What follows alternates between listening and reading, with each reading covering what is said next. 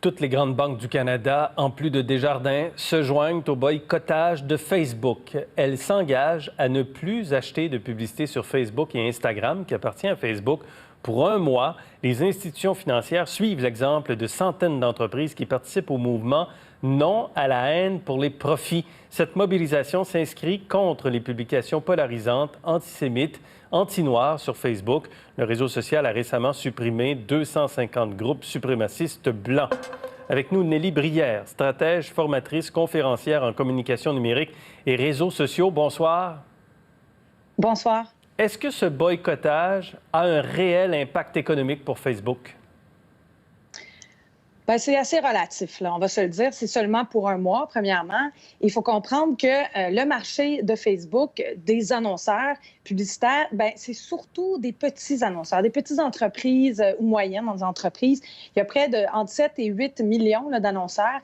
Et il y a même un comptage qui a été fait par la société Patmatic qui établit que si, par exemple, 100 des compagnies les plus dépensières sur la plateforme participaient à ce boycott, alors c'est pas le cas pour toutes celles-ci, là, ben on bloquerait même pas 6 là, des revenus. Et que la plupart des entreprises qui achètent de la publicité sur Facebook n'ont pas les moyens de ne pas le faire parce que souvent, ils ont quelques centaines de dollars à placer par-ci par-là. Ils n'ont pas les moyens de faire affaire avec des agences pour avoir du graphisme et tout ça, alors que sur la plateforme, c'est du clé en main et vous pouvez mettre n'importe quel montant à partir d'à peu près une vingtaine de dollars. Donc, l'impact financier est relatif. Ouais. C'est sûr que c'est pas agréable, ça fait perdre, ça fait descendre la valeur boursière, mais c'est surtout un enjeu de com. C'est surtout l'image de marque là, qui est affectée par ça, là, je dirais. Est-ce que c'est mieux pour l'image d'une entreprise en ce moment de se retirer de Facebook ou de continuer à annoncer sur Facebook? Bien, c'est l'autre élément, hein, parce qu'ils n'ont pas annoncé quitter Facebook puis renoncer à leurs centaines de milliers d'abonnés ou à leurs statistiques d'audience, etc.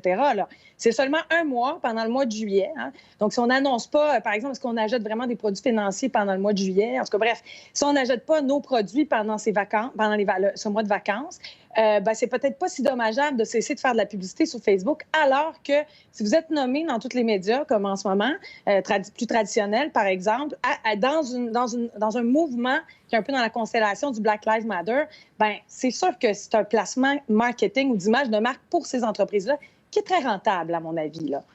Donc, on peut se demander s'il n'y a pas un peu de... Oui. Qu'est-ce qui pourrait vraiment faire mal à Facebook? Dans la mesure où où il y a un mouvement qui, à la base, est animé par quelque chose de réel, c'est-à-dire de dénoncer une façon de faire de Facebook. Alors, comment atteindre véritablement un objectif de faire reculer ou de faire changer Facebook?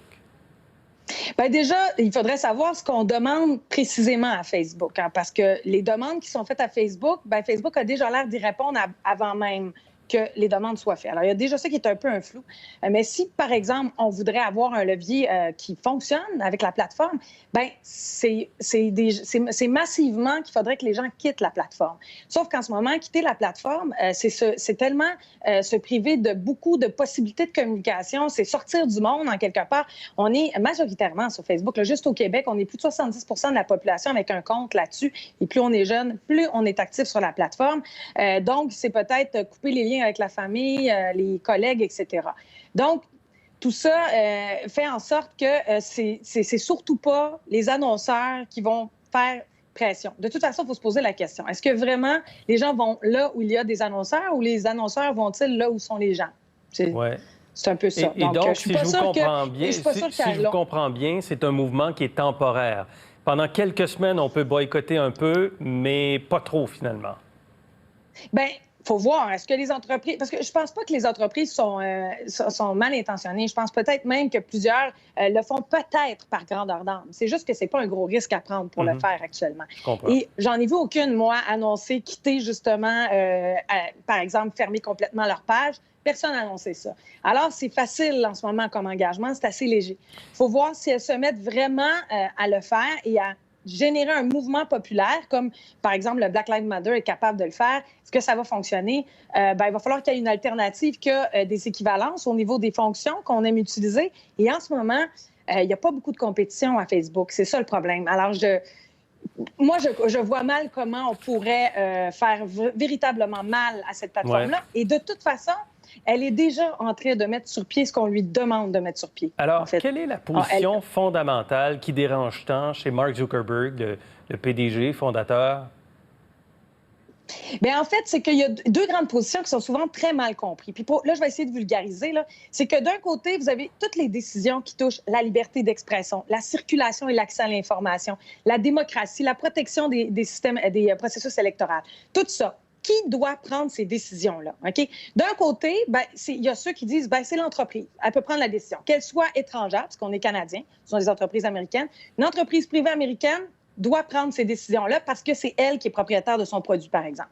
Tandis qu'une autre posture, qui est celle de Zuckerberg, c'est de dire non, nous ne sommes pas imputables, nous ne sommes pas légitimes, nous ne pouvons pas prendre cette décision-là. Alors, nous demandons aux États d'encadrer et de prendre la patate chaude, dans le fond, de cette décision-là.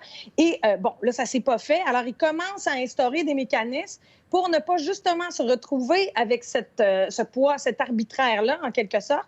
Ils ont annoncé déjà un tribunal, par exemple, international, qui n'est pas encore tout à fait formé. Là. Il y aura 40 membres, éminemment, qui vont pouvoir trancher des grandes décisions. Ils ont décidé de laisser les publicités, les publicités politiques. Là, on ne gère pas ce qui est vrai ou faux là-dedans. On a plutôt mis ça en ligne, dans une librairie, pour que les journalistes puissent les voir, ainsi que tous les citoyens.